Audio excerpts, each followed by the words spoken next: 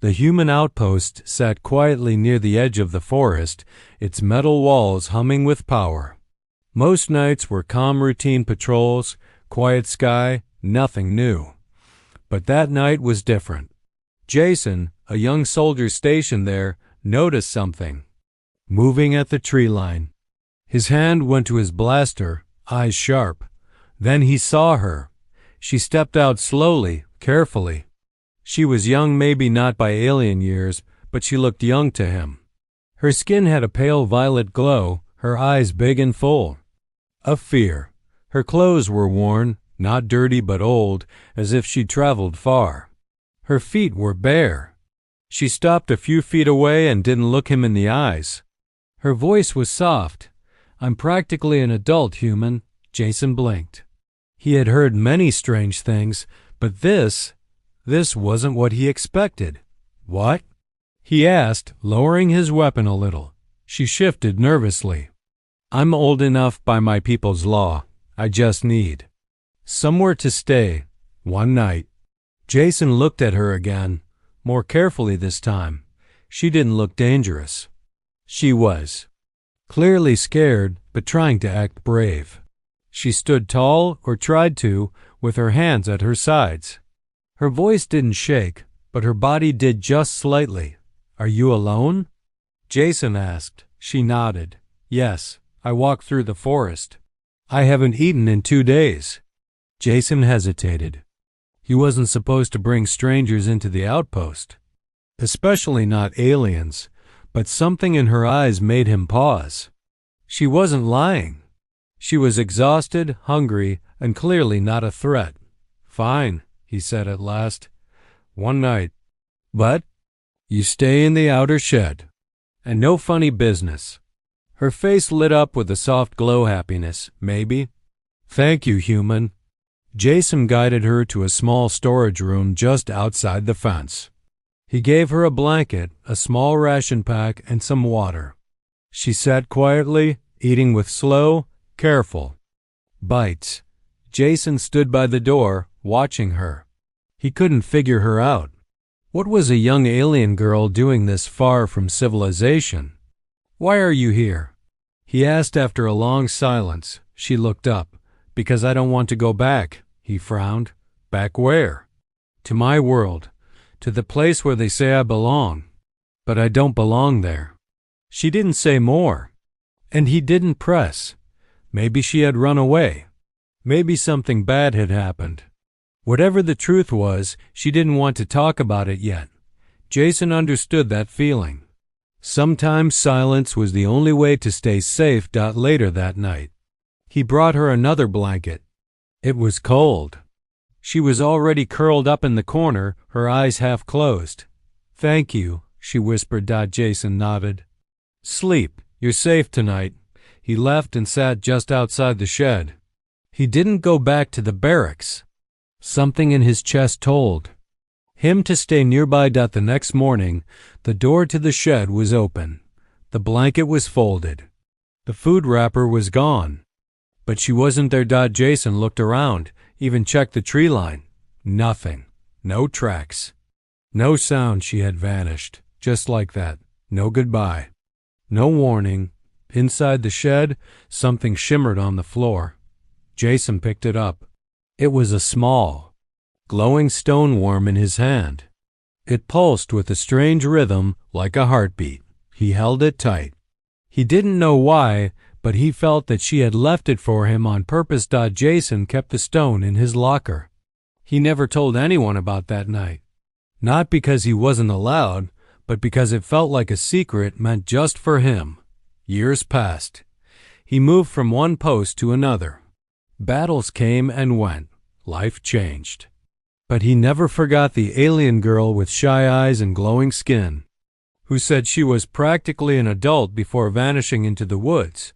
And he didn't know it yet. But their story was far from over. Jason had almost forgotten the sound of her voice, soft, unsure, yet strange in how it stuck to his memory. It had been years since that one cold night, and he often wondered if it had even been real. Soldiers don't have time to hold on to ghosts. But there were moments, late at night, when he would pull out the glowing stone from his locker and feel it pulse faintly in his hand, like it still breathed, like she still lived. Now stationed on a mining colony called Vesper-9, life had become mechanical. Dig, patrol, eat, sleep, repeat. The planet was quiet, unimportant, far from any trade route or conflict. That's why. The explosion came as a shock dot had happened at dusk. A fireball ripped across the sky, crashing into the far side of the valley. Sirens screamed. Soldiers rushed to the site. Jason didn't know why, but as soon as he saw the smoke, he ran faster than the rest. The crash wasn't from a ship in use by any known fleet. The design was older, scratched, and dented. Burned symbols of an alien language covered the outer hull. No life signs were detected. But Jason pushed past the others and climbed into the wreckage anyway. Then he saw her, half buried under broken panels. Her body barely moved. Her skin no longer glowed faintly like before. It was dull, bruised, but familiar. Her hair was longer, her features more mature. But Jason knew instantly it was her. She opened her eyes slowly, tried to speak, and failed. Her lips moved, trembling. Jason leaned closer. "They're coming," she whispered. Then she passed out. Jason carried her out with his own arms. No medics asked questions, just another alien crash victim. But Jason didn't tell them the truth. He had them log her under a false name. He sat beside her in the medical bay all night, watching her chest rise and fall. When she finally woke again, she looked straight at him. "You still have it?" she asked. Jason didn't answer. He simply held up the glowing stone from around his neck. She smiled faintly, painfully, but it was real. He asked gently, "What happened to you?" She took a long breath. "I wasn't supposed to leave my world. Back then, I ran away. Before they could mark me. That night, I thought I could start a new life. But they found me. They always find girls like me." Jason felt a chill crawl up his back. "Who are they?" She looked at him, a strange fire in her tired eyes. "The ones who own everything, even people, especially females. And they're here now. They tracked my ship." As if on cue, the outpost alarms blared again. New signatures detected. Unidentified ships approaching. Jason stared at the sky. This wasn't just another refugee anymore. She brought danger with her. But something deep inside him didn't care. She looked at him again. "You don't have to help me, human, but if you send me back, they'll take me. And this time, I won't get away." Jason stood up. "You trusted me once. I won't forget." "That." She tried to sit up, wincing. "They won't stop until I'm theirs." Jason replied, voice steady, "Then we don't let them win." Outside, the sky darkened with ships that didn't belong to any flag or alliance. Soldiers scrambled. Defenses lit up. But Jason had only one focus now: protect the girl who returned to him older, hunted, and far from safe. What started years ago as one quiet night had just reignited into something much bigger. And this time, the whole galaxy might hear about it. Rain fell hard on the metal rooftops of the Vesper-9 colony. It wasn't real rain, just recycled water pumped through climate towers, but it hit the ground with a sound that made everything feel colder. Inside a dim cargo bay, Jason stared at her across the room. The alien woman now sat, wrapped in a blanket, her eyes scanning shadows like they might attack her any second. She hadn't slept. Not really. Every time her eyes closed, her body twitched like someone being hunted in her dreams. Jason watched her closely. He'd seen soldiers with that look before, people who had seen things they weren't ready to talk about. Finally, she spoke. "You should have let them take me." Jason didn't answer. He just slid a ration bar across the table toward her. She looked at it but didn't move. "They'll come for me. And when they do, They won't stop. They don't care about rules. They don't fear humans. Jason leaned forward. Then tell me who they are, she hesitated. My people call them the Blood Keepers. They're the ones who enforce the old ways. Jason raised an eyebrow. Old ways? She looked away. Once a female reaches adulthood, her body is marked. Not just with ink, with control. It's a contract, a bond. We're assigned, traded, bred. Jason's jaw clenched, like livestock. She nodded slowly. Worse, because we're told it's a sacred duty, that to refuse is dishonor, that running is betrayal. He tried to process it. She had run away before they could mark her. Years ago, she came to him frightened but still free. But the Blood Keepers had been hunting her ever since. What do they want now? He asked, to finish what they started. Jason stood and began pacing. Then we don't let them. You can't protect me forever, human. You're not even allowed to help me. If your superiors find out, they'll turn me in. He looked her dead in the eye. Then we don't give them the chance. That night, Jason accessed the colony's maintenance maps. Deep beneath the outpost were forgotten tunnels left over from the mining days. If they moved fast, they could disappear before sunrise. But as he planned, something gnawed at him. This wasn't just about escape anymore. It was about justice. About not letting people like her be broken by monsters. Hiding behind tradition. They left before the alarms could catch them. Jason wore civilian gear. She wore a hood and gloves to hide her markings. As they moved through the tunnels, water dripped from above and dust filled the air. Every sound felt too loud. Every corner felt like a trap. Halfway through, a noise echoed behind them. Jason raised his blaster. The girl grabbed his arm. Don't shoot, she whispered. They have ways of sensing fear. They kept moving until they reached a lift chamber that hadn't worked in years. Jason climbed first, pulling her up with effort. When she stumbled, her sleeve tore and he saw something glowing on her forearm. It wasn't a wound. Asterisk, asterisk. It was a mark, half-finished, crude, but pulsing. They started it, she said quietly, breathing hard. But I escaped before it was complete. Jason stared at the mark. What does it do? If completed, it binds me. Forever. They can track me, command me, even hurt me from light years away. Jason didn't respond. He just grabbed her hand and pulled her onward. At the end of the tunnel, they emerged into a rocky desert under a black sky filled with unfamiliar stars. Small shuttle waited, an old one Jason had repaired in secret over the years. He never thought he'd use it. Not like this. As they climbed in, the warning siren started again back at the colony. Too late. She looked at him as they lifted off. You're risking everything. Jason smiled slightly. You risked everything once, just to ask for one night.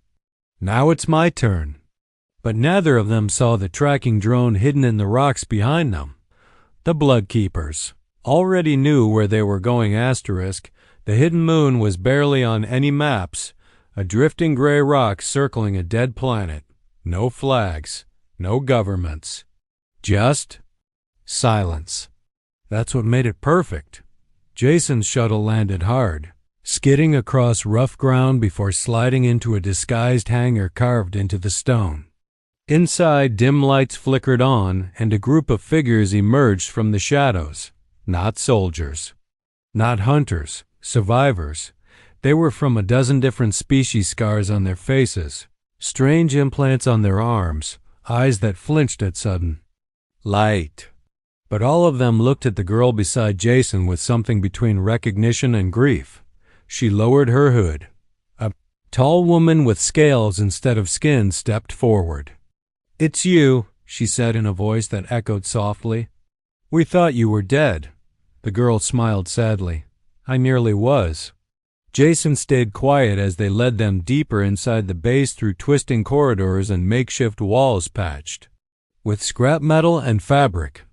The place smelled like oil, rust, and old fear, but it was safe. For now, inside a central room, the alien girl told her story again, but this time she didn't stop at half-truths. She told them everything. The childhood training, the ceremonies, the first time they tried to assign her, the escape, the hunt, and finally, her return to the only person she trusted. Jason. As she spoke, the others listened with heavy silence. Some cried. One creature with glowing blue eyes quietly left the room, unable to hear more. These weren't just outcasts. These were former captives. All of them had run from the same system. Some had been caught and marked before escaping. Others had fought back.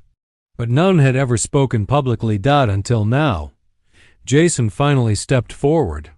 This isn't just about protecting her anymore. It's about stopping all of it. A few in the crowd shook their heads. One spoke up. You can't stop them. They're everywhere. Rich, protected. The moment you raise your voice, you disappear.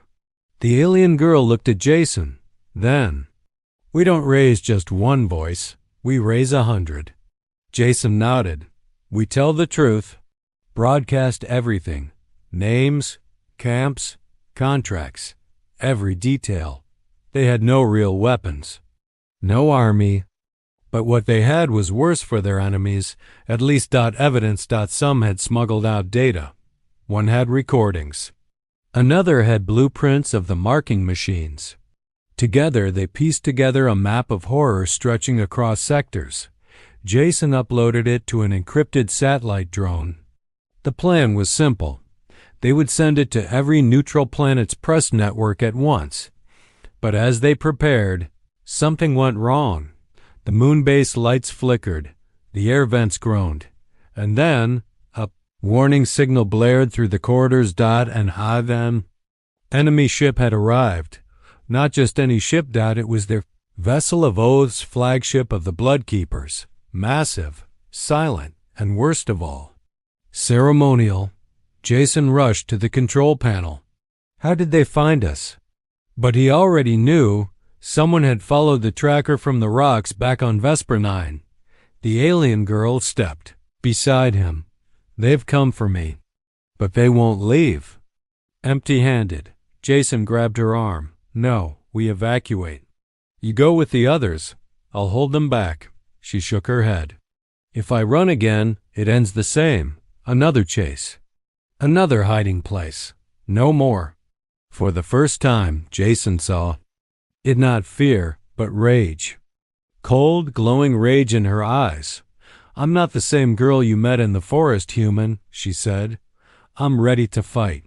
The Bloodkeepers were landing. And this time, she wasn't going to disappear. The ground trembled as the vessel of oaths touched down on the far side of the moon.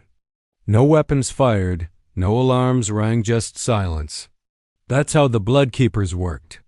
No need for war when fear did the job better. Inside the hidden base, Jason stood by the blast doors, scanning the horizon through a cracked monitor. Signal had gone out, every secret, every file, every voice. It had been sent to over 50 networks across neutral space. But it didn't matter. Not yet. Because the Bloodkeepers weren't here for damage control. They were here for her. In the command room, she stood tall. The violet hue of her skin shimmered under the harsh lights, and the half-finished mark on her arm pulsed like a wound trying to heal itself. But she wasn't hiding it anymore. She wore no hood, no gloves, no fear. Just defiance. A messenger drone hovered outside the base entrance. It projected a voice into the main hall.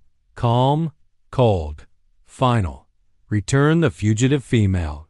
Surrender the human conspirator. No harm will come to others. You have 1 hour, the survivors gathered. Some wanted to fight. Others whispered that it was too late, that they couldn't win. Jason looked at her. They're offering a deal. She turned her head slowly. It's not a deal. It's a cage with velvet bars. They said they won't hurt the rest. They always say that. Jason didn't argue. Instead, he walked away and returned minutes later holding a sealed case. Inside was a prototype transmitter illegal tech he had kept hidden for years. It could reach not just the outer colonies, but the Galactic Accord Council itself. If you speak on this, Jason said, your voice will be heard by the people who make the laws, not just the ones who break them. She looked at the device, then back at the people around her. Some had never spoken about what was done to them. Others had forgotten what freedom even felt like. But now they waited for her. She took the device, her hand steady, and activated the live signal. I was born in a house where daughters are not named, only numbered. I was taught to obey, to smile, and to accept my place. But I ran, and now they call me traitor, fugitive, defiler. But I am not broken. I am not silent, and I am not alone. She told them everything, no shame, no hesitation. The marks, the contracts, the hidden prisons for unwilling females. How powerful families made fortunes by selling their own daughters to other planets under the name of tradition. And how one human years ago gave her shelter without asking for anything in return. The message spread like wildfire. But the clock kept ticking. At the final minute, another message came. This time, not from a drone, but from the high speaker of the Blood Keepers, appearing on every screen in the base. She was old, tall, wrapped in robes of gold and bone. Her voice was sharp as glass. The bond was made.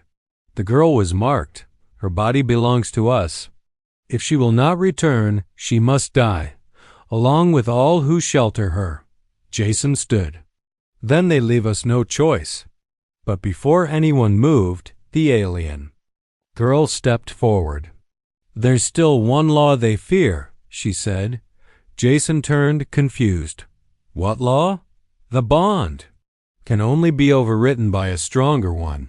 One that's chosen, not forced. What does that mean? She looked him straight in the eye. It means if I choose someone as my mate, publicly, completely, they lose all claim, by their own ancient code. Jason's heart skipped. Are you saying, I chose you once, she said softly, when I was barely more than a child, and you didn't take advantage. You gave me warmth, safety, a memory to hold on to. She reached for his hand, lifted it to her chest. Now I choose you again, not to hide, not to escape, but to belong. Everyone in the room stared. The council had heard. The message was still live. And across the stars, millions of people, humans and aliens, watched it happen. The Blood Keepers didn't respond, because by their own sacred rules, the bond was now sealed. And everything they'd come for was already out of their reach. The stars above the gray moon shone brighter than they ever had. Somewhere out there, across systems and time zones, a signal was still spreading a message that had cracked open a centuries-old lie. And at the center of it all stood a girl who had once whispered, I'm practically an adult human, and vanished into the forest. Now she had returned, no longer hiding, no longer begging.